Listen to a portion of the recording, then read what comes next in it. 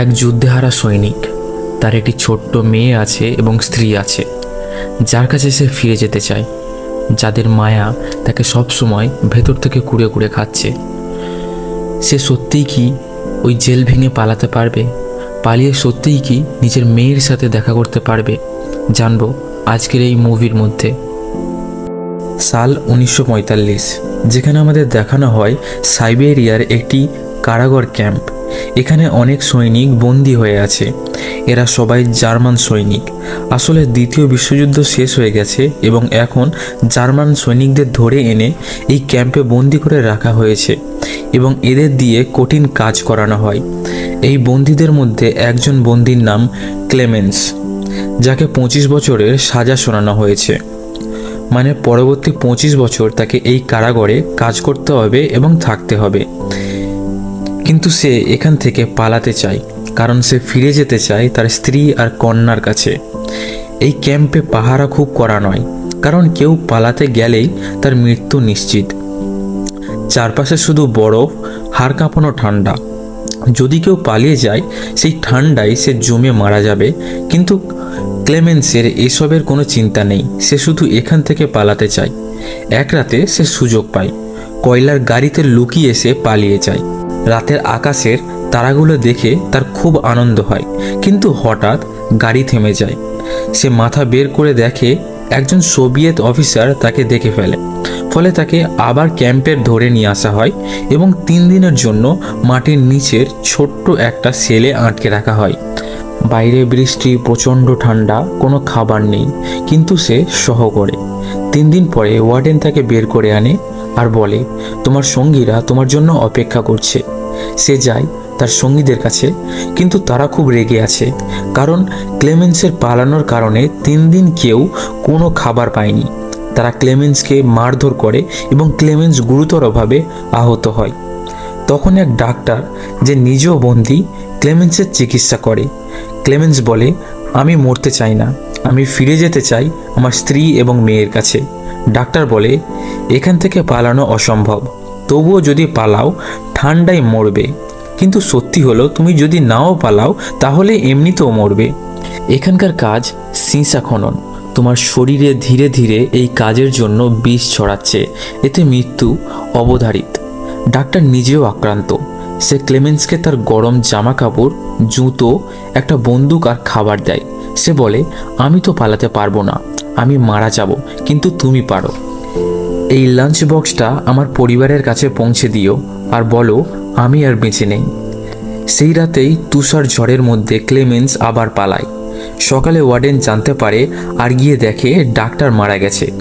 Warden প্রচণ্ড রেগে যায়। সৈনিকদের দিয়ে ক্লেমেন্সকে খুঁজতে বলে।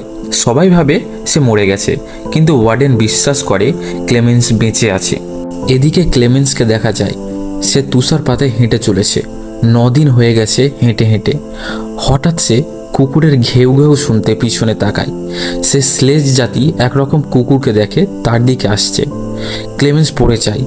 স্লেজ তার উপর দিয়ে চলে যায়। হঠাৎ ঘুম ভেঙে যায়। এটা ছিল স্বপ্ন। সে খুব ক্লান্ত, খাবার ফুরিয়ে গেছে। পিপাসায় এবং খিদেই সে অচেতন হয়ে পড়েছে।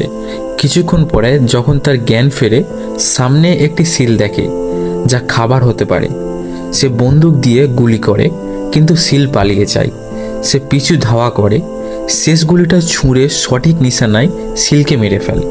অর্থাৎ এখন তার কাছে খাবার আছে। বহুদিন পরে সে পেট ভরে খায়, বিশ্রাম নেয়, আবার হাঁটা শুরু করে। তার কাছে একটা কম্পাস আছে, দিক নির্ণয়ে সাহায্য করে। নিজের মানসিক অবস্থা ঠিক রাখতে সে নিজের সঙ্গে কথা বলে। 2 মাস ধরে হাঁটার পর সে দেখে এক শুকনো গাছ। বুঝতে পারে সে আর্কটিক অঞ্চল পেরিয়ে এসেছে।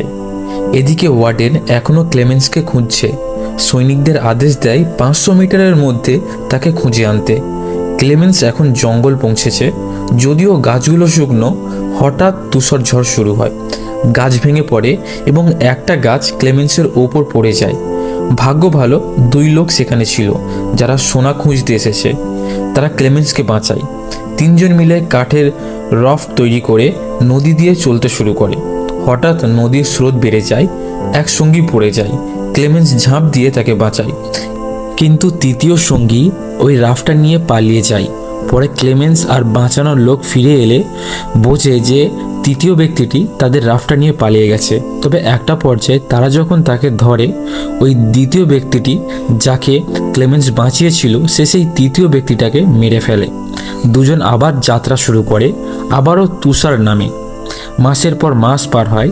একদিন ক্লেমেন্স ক্লান্ত হয়ে পড়লে অন্য লোকটা তার ব্যাগ চায়, মনে করে সে সোনা চুরি করবে, তাই সে আক্রমণ করে। ক্লেমেন্স নিচে পড়ে যায়। অচেতন ক্লেমেন্সের হুঁশ হয়, দেখে অনেক নেকড়ে তাকে ঘিরে আসে।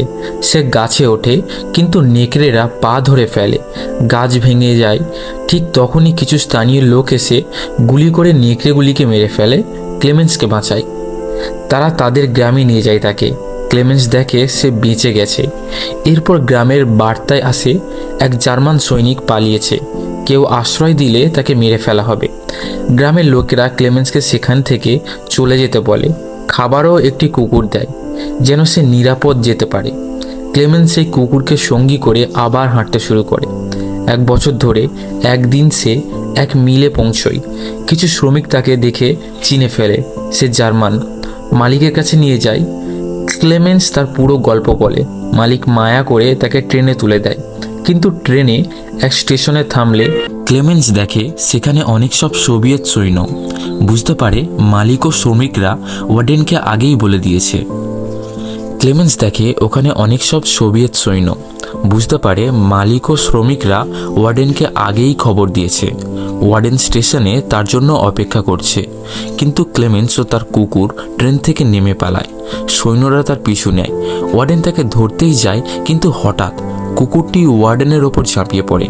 ক্লেমেন্স পালানোর সুযোগ পায়, কিন্তু সে বুঝতে পারে গুলির আওয়াজ শুনে যে প্রিয় কুকুরটি মারা গেছে।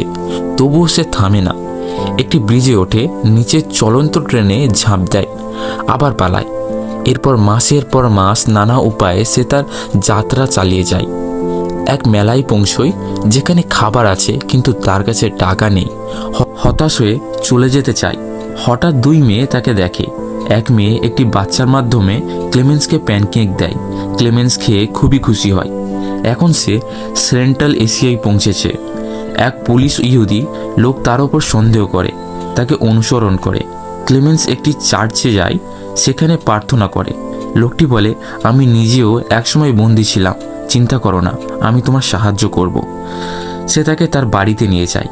ক্লেমেন্স বহু বছর পর সেভ করে, নিজের দাড়ি, নিজের গোঁফ, নিজেকে দেখে আবেগে ভেসে যায়। সেই লোক তাকে একটি পাসপোর্ট তৈরি করে দেয়, বলে এখন তুমি তোমার দেশে ফিরে যেতে পারো। ক্লেমেন্স ইরানের সীমান্তে পৌঁছে পাসপোর্ট দেখায়, অনুমতি পায়। সে খুশিতে আত্মহারা হয়ে ওঠে। ব্রিজ পাড়া হওয়ার সময় হঠাৎ আলো পড়ে, সামনে দাঁড়িয়ে আছে ওয়ার্ডেন। সে পেছনে তাকায়, বুঝতে পারে এখন সোভিয়েত অঞ্চলে আছে। ওয়ার্ডেন চাইলে তাকে গ্রেফতার করতে পারে। সে ভেঙে পড়ে। 7 বছর ধরে এই যাত্রা, আর আজ সে ধরা পড়ল। কিন্তু ওয়ার্ডেন সরে দাঁড়ায়। ক্লেমেন্স অবিশ্বাস হয়ে যায়। ধীরে ধীরে সে হাঁটতে থাকে। ওয়ার্ডেন বাধা দেয় না। ওয়ার্ডেন ক্লেমেন্সের এই 7 বছরের জেদ দেখে মুগ্ধ। সে জানে ক্লেমেন্সকে গ্রেফতার করতে পারত, কিন্তু ইচ্ছা করে না। অবশেষে ক্লেমেন্স পৌঁছে যায় ওয়েস্ট জার্মানিতে, তার বাড়িতে। আজ ক্রিসমাস। সে দেখে তার স্ত্রী ও কন্যা চার্চের পথে। সে অনুসরণ করে। চার্চে পৌঁছে তার মেয়ে তাকে দেখে চিনে ফেলে। দৌড়ে এসে বাবার বুকে ঝাঁপিয়ে পড়ে। এইভাবে ক্লেমেন্স বহু বছর পর তার পরিবারকে ফিরে পায়। এবং এখানেই এই অবিশ্বাস্য সত্য ঘটনা অবলম্বিত নির্মিত গল্পটির সমাপ্তি হয়। সত্যি কথা বলতে গেলে এই মুভিটি দেখার সময় আমি নিজের চোখের জল থামিয়ে রাখতে পারছিলাম না। মুভিটি খুবই ইমোশনাল। তো এই মুভির এক্সপ্লেনেশনটি ভালো লেগে থাকলে একটি লাইক দেবেন এবং চ্যানেলটি সাবস্ক্রাইব করে পাশে থাকা বেল আইকনটি দাবাতে ভুলবেন না। দেখা হচ্ছে পরের ভিডিওতে। ভালো থাকবেন।